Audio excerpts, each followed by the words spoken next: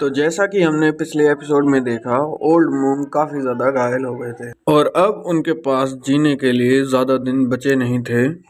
इसलिए अब वो सोचते हैं कि मुझे अपनी पावर्स किसी और को ट्रांसफर करनी होगी और वो जियाओ फैन को हील करने लगते हैं। तभी जियाओ फैन होश में आ जाता है वो और उनसे पूछता है कि आप क्या कर रहे हैं। तब मोंग उसे कहते हैं तुम थोड़ी देर शांत रहो, मैं तुम्हें हील कर रहा हूँ। जिस पर जियाओ फैन चिन्यू के बारे में पूछने लगता है कि इसे हुआ क्या है। तो मोंग जियाओ फैन को बताता है कि वो सुबह तक होश में आ जाएगा, उसे कुछ नहीं हुआ है, तुम उसकी चिंता मत करो।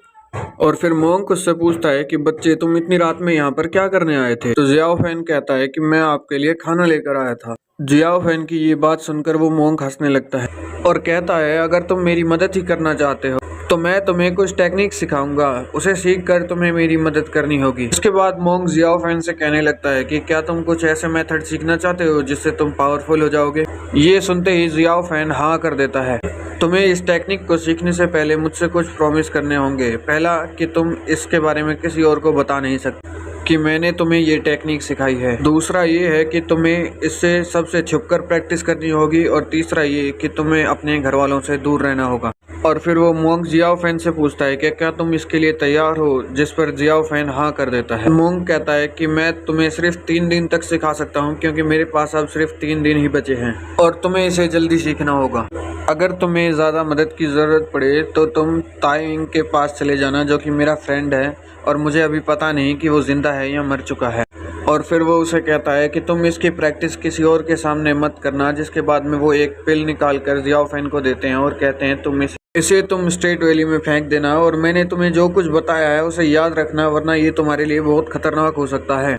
जिसके बाद जियाओ फैन मोंग से पूछता है कि मैं आपको क्या कह के बुला सकता हूँ। जिसके बाद मोंग कहते हैं कि मेरे पास सिर्फ 3 ही दिन बचे हैं तो तुम मुझे मास्टर बुला सकते हो। जिसके बाद मोंग वहाँ से चला जाता है और फिर हमें सुबह का सीन दिखाया जाता है जहाँ हम देखते हैं कि अब लिन यून को भी होश आ गया होता है और वो अपने आसपास देखने लग जाता है और फिर उसे टेंपल के पास में जियाओ फैन दिखता है। जिसके बाद में वो जियाओ फैन के पास चला जाता है। जिसके बाद वो उसे उठाकर पूछने लग जाता है कि हम दोनों यहाँ कैसे हैं, क्या तुम्हें इसके बारे में कुछ पता है।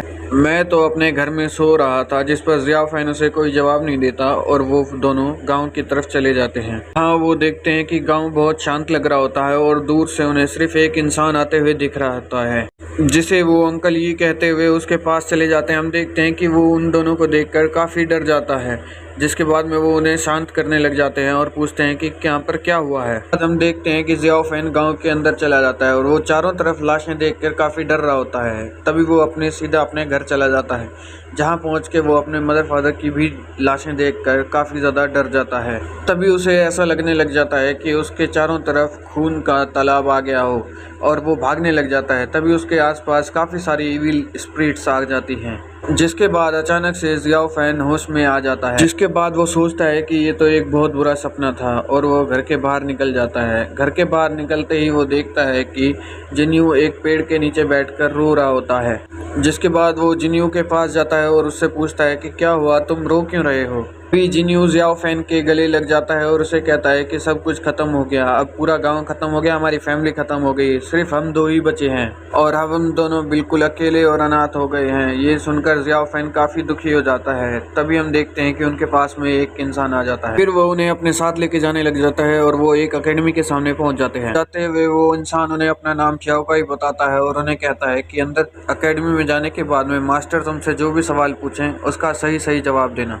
फिर वहाँ पर अचानक से एक ड्रैगन पानी से बाहर आ जाता है, जिसे देखकर शाओकाई उसके सामने आ जाता है और उससे कहता है कि ये दोनों बस बच्चे हैं, तुम इन्हें कुछ नहीं कर सकते, इन्हें मास्टर ने यहाँ पर बुलाया है। जिसके बाद वो ड्रैगन जियाओ फैन को स्मेल करता है और वहाँ से चला जाता है। शाओकाई उन्हें बताने लग जाता है कि ये एक बहुत अच्छी और शांत स्पिरिट है जो यहाँ पर हजारों सालों से है, पर अचानक आज इसे क्या हो गया। जिसके बाद शाओकाई इन दोनों को लेकर अकेडमी के हॉल में चला जाता है, जहाँ हम देखते हैं कि काफी सारे मास्टर्स बैठे होते हैं और यहीं हमारा आज का एपिसोड खत्म हो जाता है। दोस्तों, अगर आपको ये एपिसोड पसंद आया तो वीडियो को लाइक और चैनल को सब्सक्राइब कर दीजिए ताकि मेरी आने वाली वीडियोस आपको मिल सके।